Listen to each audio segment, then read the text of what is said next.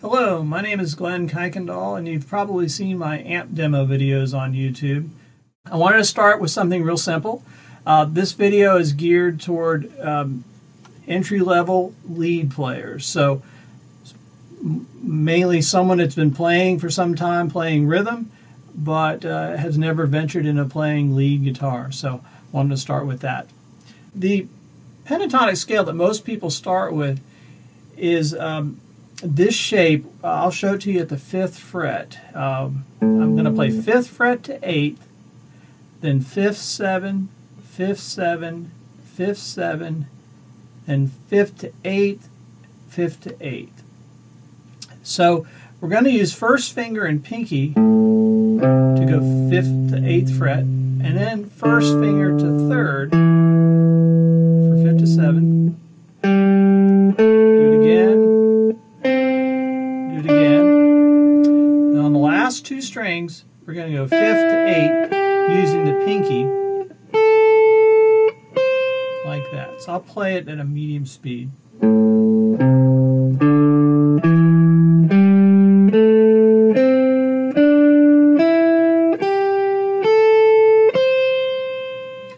You can also play this scale with different fingering. Some people play it with just first and third finger, and what they do is they just stretch a little further.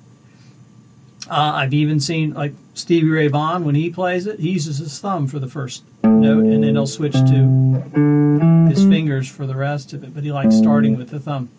Anyway, I think when you're first starting to play lead, you'll probably have better luck, though, doing this with first to pinky for the longer reaches, and then first to third for the shorter. That way, you're just telling your fingers, you're telling your pinky to play, then you're telling your third finger to play, and just because of the spacing of your hand, you'll probably naturally fall on the right notes. Once you get to where you can go through this scale in this direction, what I would do is practice going backwards. I've had beginner students that go backwards and they'll go, but actually, truly going backwards is when you actually play each string then, starting with, in this case, the pinky first, then pinky to first, then third finger to first, third finger to first, third finger to first. I'll play it without talking.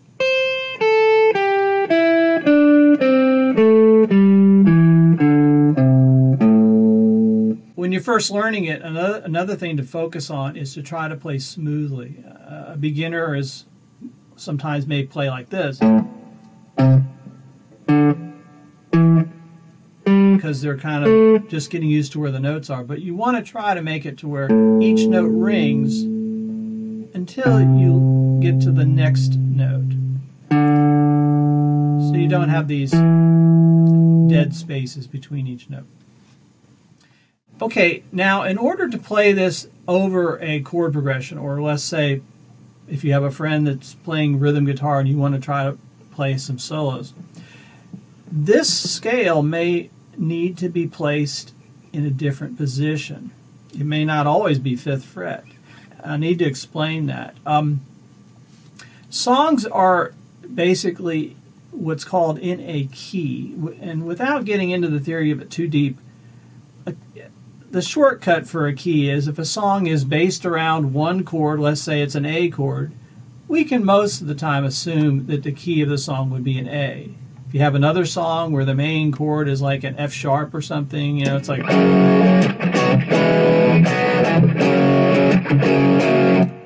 we can assume that that song is probably then in the key of F sharp. So some songs you can't use a shortcut because they're just not as obvious, but most of the time that works. Okay, the scale then needs to match that key, and you match it with the first note of the scale. So if the chord of the song was, say, an A, you find an A on the top string, and that's where you will play your scale. Let's say the chord of the song was an F sharp. You find F sharp on the top string. Then you play the scale, the same one, but located now at the second fret. Let's say you have a song in the key of D. You find a D on the top string. And then play the scale there. And then it should give you, you'll find that the notes kind of sound like they fit, and you can start to come up with ideas that actually sound nice.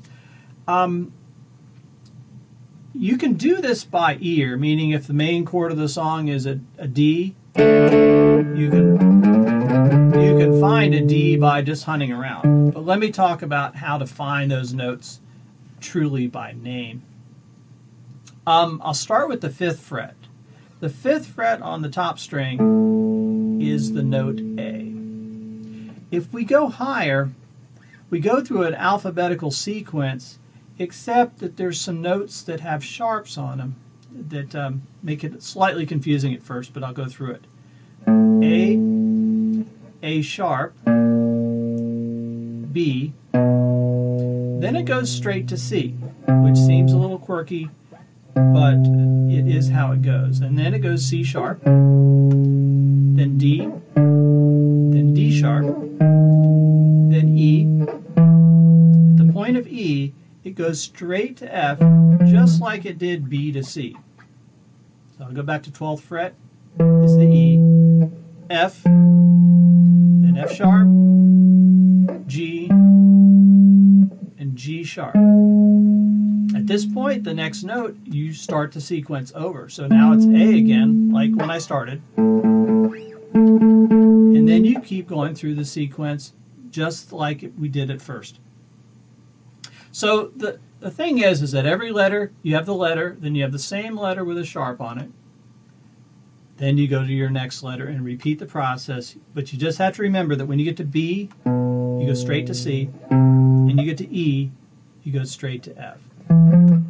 Okay, now on the top string, as far as knowing all the notes, that's good for learning from the A, but let me start at the very bottom of the string. That string's an E, called the E string, and it's called an E because it's usually tuned to the note E. The sequence applies, but we're already at the E, so what you do, you go to your open would be E, you go to your the next note you can play would be F, because E to F are side by side, then F sharp, G sharp, and then the sequence starts at the beginning of the alphabet on A. That's how you can find any note you need and then place the scale at that position. So point is, with that pentatonic scale, the first note, which is on the top string, is going to be your reference point, and basically you find your key or find the note that you're going to play to match the chord you're going to play on the top string, and then play the scale in that position. The only other thing I'll add to that is the octaves. If you notice, I started with the 5th fret initially, which is an A, and if you go all the way up to here, you go through all the note sequence and it starts over. I should point out that the markers on the guitar can help you figure that out much more quickly than just counting through A sharp, B, C, and so on. Let's say you're on the second dot. That is A. If you go to the second dot past the 2, I have to hold it up like this so you can see, though, because the Les Paul doesn't have dots on the front. But anyway, point is, if I'm on the second dot, if I go to the second dot past the 2, which are 12th fret, second dot past the 2 is A again. Let's say I was on the first dot. You just go to the first dot past the 12, and that will be the octave. So this means that I could play an A, and I could solo using an A scale here, or I could go all the way to the octave. You can see I played the same lick there, and you can definitely hear that it was the same lick, just a different octave.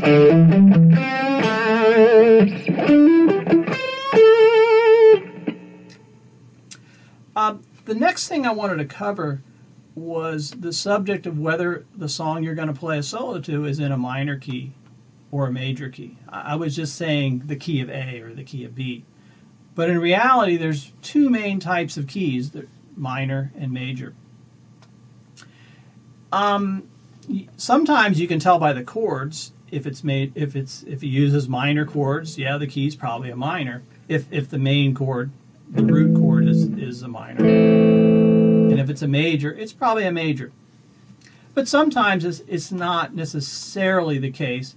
And you could be in a band with a bass player who's not playing chords, and he could just be playing one note and other notes, and you're like, well, I don't know exactly how that all falls as far as the key.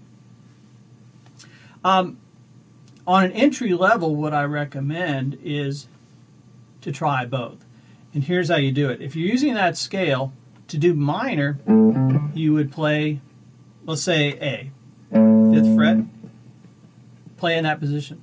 An easy trick for playing a major pentatonic is you take your pinky, put it on that same A, then play the same scale effectively 3 frets lower. In one ways, you could think that would be playing in a lower key.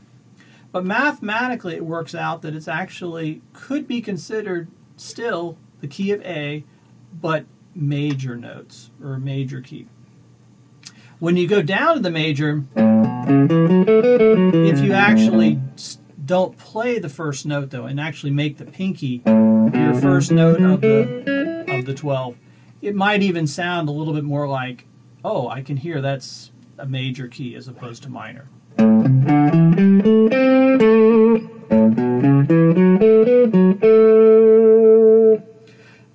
Some songs, especially like your classic rock, blues rock styles, may even use both in the same solo, over the same chords.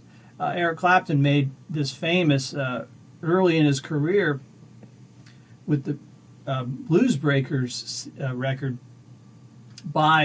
he would use the same scale but in both positions within the same solo. So you might get a sound like this.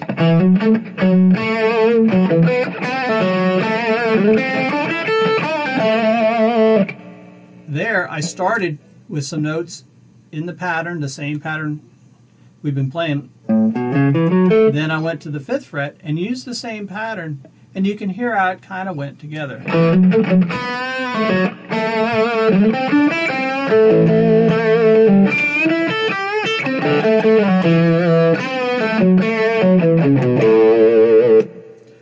The one trick to making that, kind of integrated and sound like it goes together well is knowing where the roots are. Let's say if I'm in the minor position, the first note is the root.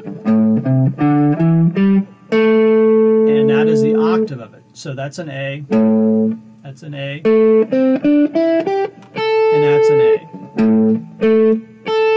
Those 3 notes are probably going to be your main notes that you use. It might even be just the one in the middle, which would be there.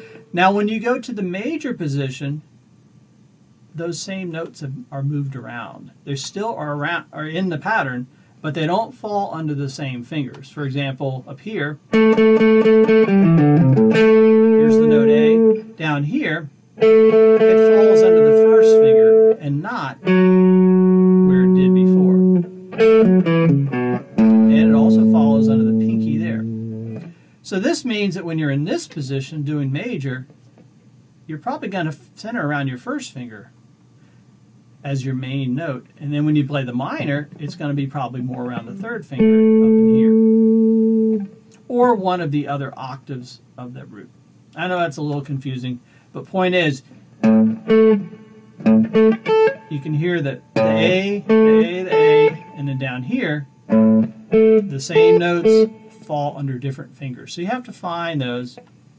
And if you kind of phrase your licks to emphasize those, when you switch from major to minor, you'll find it flows more like it's the same solo and not just going to a totally different key. Anyway, I hope that helps, and I plan to do a couple more videos today, so thanks a lot, and check out my webpage. glenkuykendall.com. Thank you.